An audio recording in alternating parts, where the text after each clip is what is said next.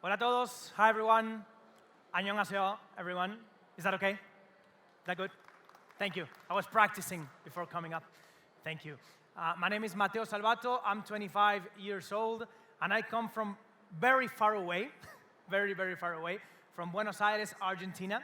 So I flew around 40 hours to be here today. So if I look a bit tired, don't judge me. It's been a long journey. But here we are, truly happy to be joining my friends of South Summit here in the first edition in South Korea. Truly happy, glad, honored to be here today. I was, as Liz was saying, participating in Porto Alegre. I was in Madrid and now here also supporting this great global event here at South Korea. So thank you, and thank you all for joining and supporting this global revolution that South Summit is. Well, today we'll of course be talking about technology, right?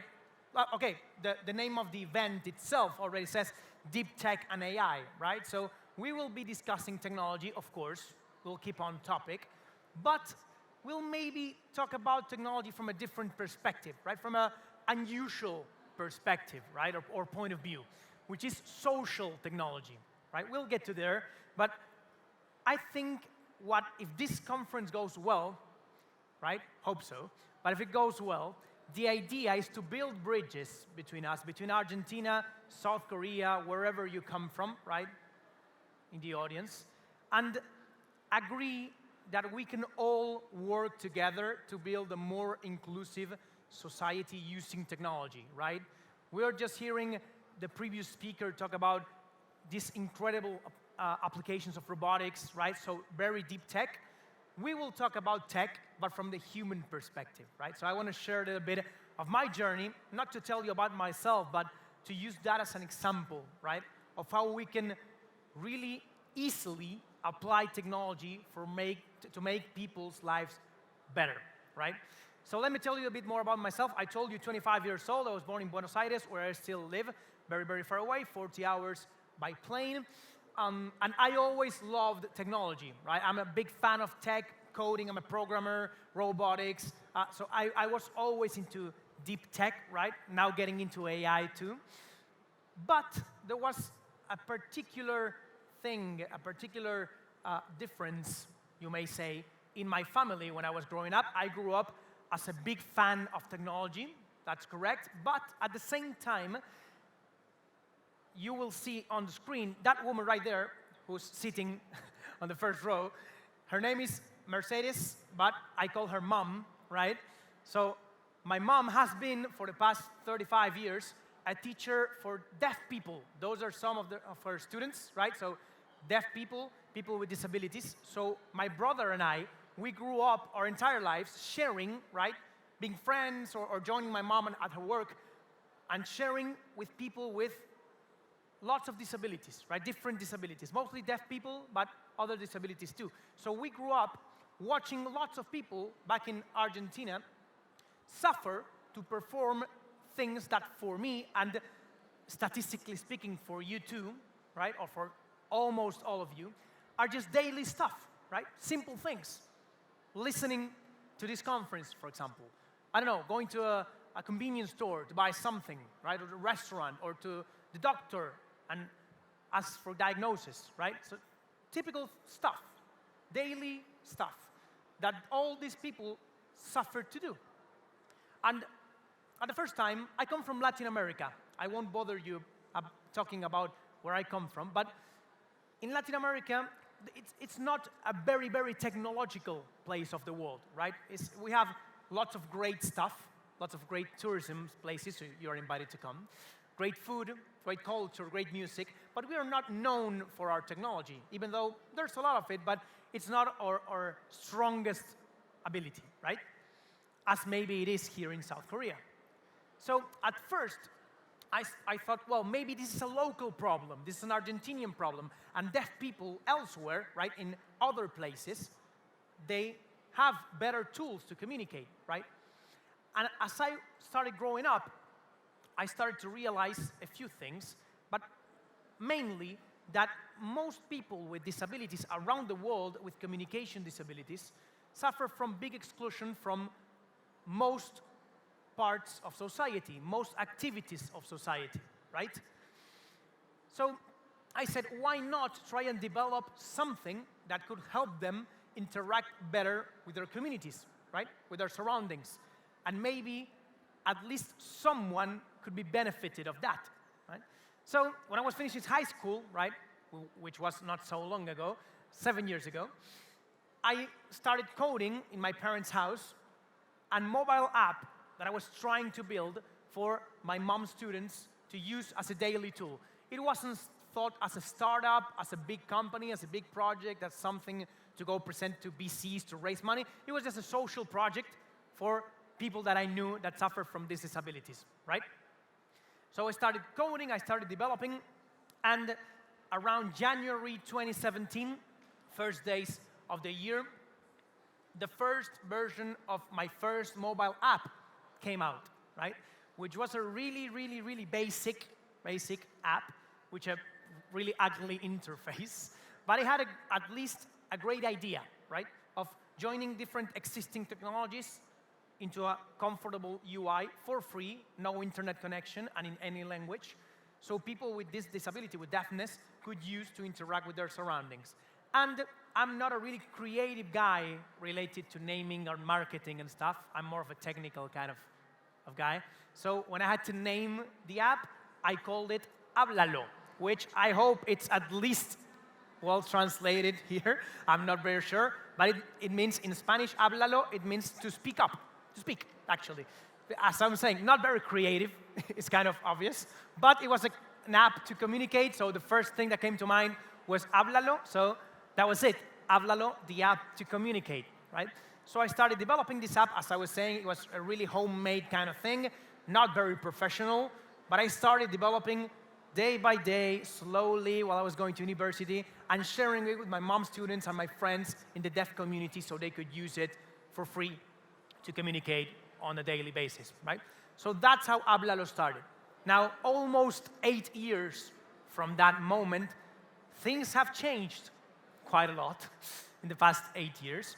So now, just to save you some time, right, I will skip to the good part. Today, Háblalo is, of course, better developed, better designed, because I don't code it and I don't design it. There's a team of very professional people doing that. But 8 years from that moment, Háblalo is already helping almost 500,000 people. So we cannot say it yet, but almost 500,000, almost 500,000 communication-disabled people. So not only deaf people, but also people with cerebral palsy, ALS, autism, and other disabilities that affect particularly verbal capabilities and hearing impairments. So people with communication disabilities, absolutely for free. So almost 500,000 users that don't pay at all, not directly nor indirectly. So it doesn't run any ads, it doesn't have any freemium model, it doesn't run anything. So we don't even sell any of our data, it's just free, absolutely free. We don't make any money out of this app, right? But at the same time, we are not only settled for the development of the social app, but we wanted to go for more, right? Because we are really happy with these results, but we knew that we could do more, right? So instead of just leaving it at that, in 2018, I co-founded, which I truly hope is well translated again, my startup, which is called Asteroid, Asteroid Technologies, right? Which we are 30 people in right now. So you may be asking, well, wait, you have a social app that is absolutely free, but you run a startup with 30 people, which is for profit. It doesn't make any sense, right? Well, it does. Let me just get you through it. Not only for telling you the story of what we do, but mostly for you to see an example of a social impact business model that actually generates revenue without charging the users, which is the most important part of our philosophy, right? So this company was co-founded in 2018 with my two business partners, Laura and Sergio, that are right there, with a few main goals. First, developing good tech for free for people with disabilities, because maybe maybe it's not as common in Korea or elsewhere, but in most parts of the world, really good technology for people with disabilities is really, really expensive. So most people, mostly where I come from, cannot afford to buy that technology. So they are excluded from society because the tech they need is too expensive, right? So first thing, we need to develop good tech for free, assistive tech that people don't have to pay for. So first main thing. But as I was saying before, we wouldn't settle for that. We want this to be profitable. We don't want to be an NGO, with all due respect to NGO, of course, but we don't want to depend on donations from someone else, because that's two things. One, limiting our growth, right? Because we are always depending on donations. And two, we are always depending on the will of someone else to donate a little bit of what they have. So there's no way of exponentially growing our solutions if we depend on donations. But that's a practical reason why we develop business models, don't ask for donations. But the philosophical reason is that social impact is always looked at as a spending, as a cost, as just maybe a favor to someone with a disability, right? And that is absolutely incorrect. Why? Because there are more than 550 million communication disabled people worldwide. It's a huge, huge part of the population. So if we don't have accessible societies, we are not only, or if we did build accessible societies, we are not only helping the person with a disability, we are helping every single one of us. If Argentina is more accessible, that's better for the entire society. It's better for culture, for social relationships. It's better for the economy, because there are lots of people that do not participate actively on the economy because they can't. So that is also a business problem. Exclusion is not just a social problem for NGOs to solve. It's actually a global, huge issue that most people are not talking about for a huge part of the population. I said 550 million communication disabled, but there's more than 1 billion disabled people worldwide. So it's a huge part. It's 1/7 of the population of the world has this kind of disability. So we're losing a big, huge opportunity to transform the world into a more accessible space for the benefit of everyone. And as I was saying before, start to show that accessibility is not a spending, it's an investment. If I have a company, just let's say I run a burger restaurant, right? I sell burgers. If there's 1/7 of the population that I cannot sell to, that is also a problem for me as a burger company, right? So I must solve it. That's what we do at Asteroid. We develop the technology that people use for free, but we also develop the technology that companies, many companies, one of those from Korea, Samsung right there, use to help their operations, their physical in-store operations, become truly communicationally accessible just by pasting a QR code. Just only that. So we develop tailored versions of our softwares to the customer journey, the customer experiences of our clients, right? As many companies you're seeing right there from many industries, right? And we deploy QR codes that people with disabilities can use inside of those stores, offices, venues to communicate with the company's staff and have a truly accessible communication experience, thus transforming that company's in-store experience into a truly accessible one, right? This is what we call the inclusion revolution, grabbing lots of companies that start not spending but investing in technology. And our thesis is starting to prove correct. Banks like Santander, which is a huge bank from Spain, already opened more than 3,000 new accounts for people with disabilities in Argentina using our software. People that didn't have a bank account, as basic as that, right? Well, 3,000 people now do at that bank. Burger King, a brand that we all know. In Argentina and Chile, they use our softwares. They have already sold 10,000 meals to people with disabilities. 10,000 in the past 6 months. Proving again that people need solutions for this kind of issues, but also that companies benefit from being accessible. Not only a social project, not only a donation. It's important for all of us, right?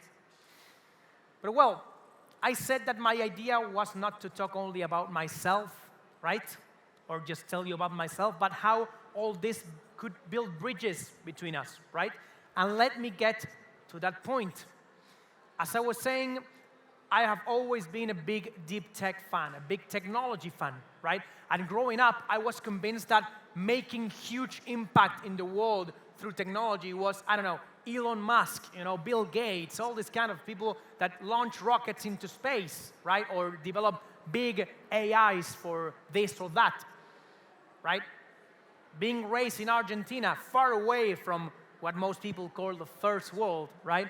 Which you could name as the United States, Europe, Korea, for example, right? So far away from that, we were always told that if you wanted to do big things in technology, first, we had to leave our countries because there are no opportunities there. But second, and most important, we needed to big stuff, right? Build big, huge technologies, right? Google, Facebook, SpaceX, those kind of things, right? And I learned in the past few years that maybe impactful technology is not only that.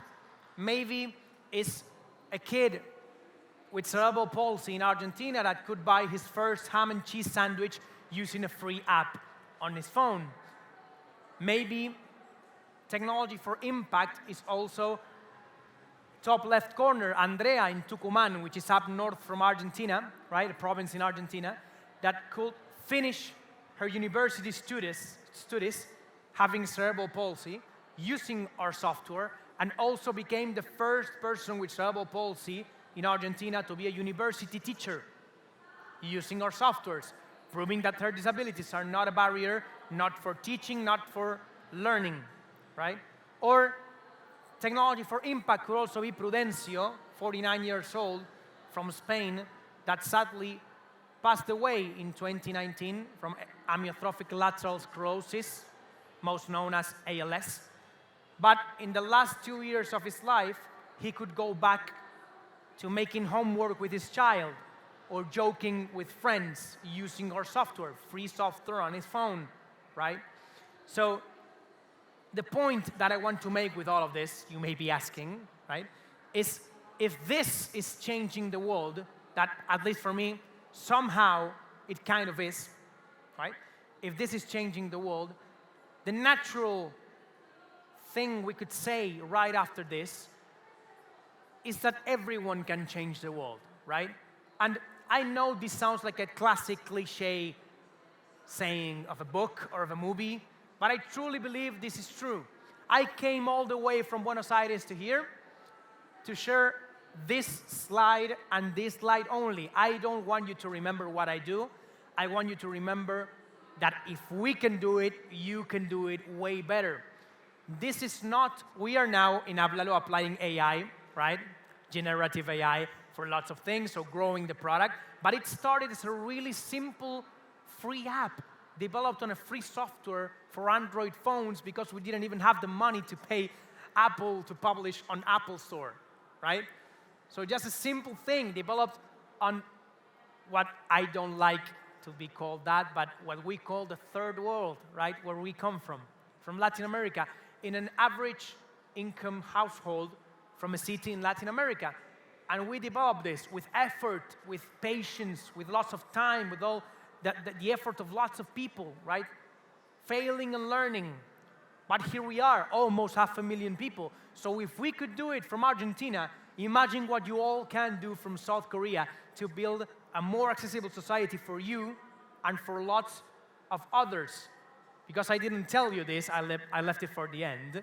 But our users are not only in Argentina or Latin America. Háblalo's users are in 75 countries, included South Korea. We have 122 users in South Korea, not that much, but it's something, right? So we are in 75 countries, So if we could do it from Argentina, so far away, with zero resources, we never had investors. We never had investors. Our first investor is an Argentine unicorn that invested on us 2 months ago. It was thank you. Thank you very much. It was 8 years, no investment, just effort, lots of effort. And here we are.